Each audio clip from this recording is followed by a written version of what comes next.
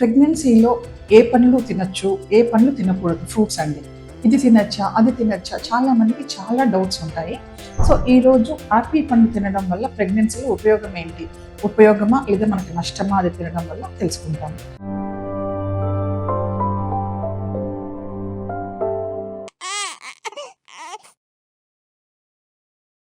నమస్తే, నేను మీ doctor Padmalatha Yarasi, director Matrutva group of fertility centres and consultant at Proddatur branch.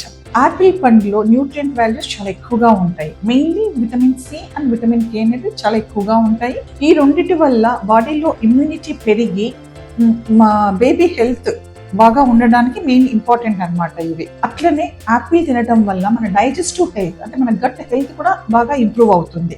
ఇంకొకటి ఏమంటే యాపిల్లో యాంటీ ఆక్సిడెంట్స్ అండ్ ఫ్లావనాయిడ్స్ అనేవి బాగా ఎక్కువగా ఉంటాయి. ఈ రెండు ఏం చేస్తాయి అని అంటే ఇన్ఫ్లమేషన్ తగ్గిస్తాయి. సో దట్ ఇన్ఫ్లమేషన్ తగ్గించడం వల్ల ఇవి రెండు బీపీని కంట్రోల్ చేస్తాయి, మనకి యాంటీ ఆక్సిడెంట్స్ ఈ ఫ్లావనాయిడ్స్ ఉండటం వల్ల.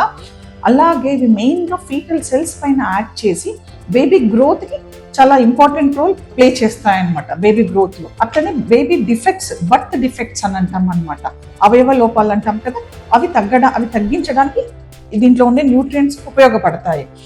అలాగే ఈ ఫ్రూట్ ఆ ఫ్రూట్ అని కాదండి, ఏ ఫ్రూట్ తిన్నా కూడా దాంట్లో ఉండే ఫైబర్ వల్ల మలబద్ధకం అనేది తగ్గుతుంది.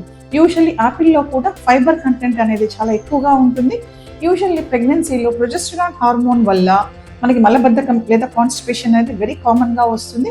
ఈ ఫైబర్ తీసుకోవటం వల్ల మలబద్ధకాన్ని మనం నివారించవచ్చు అనమాట. సో ప్రెగ్నెన్సీలో ఆపిల్ పండు అందరూ లక్షణంగా తీసుకోవచ్చండి.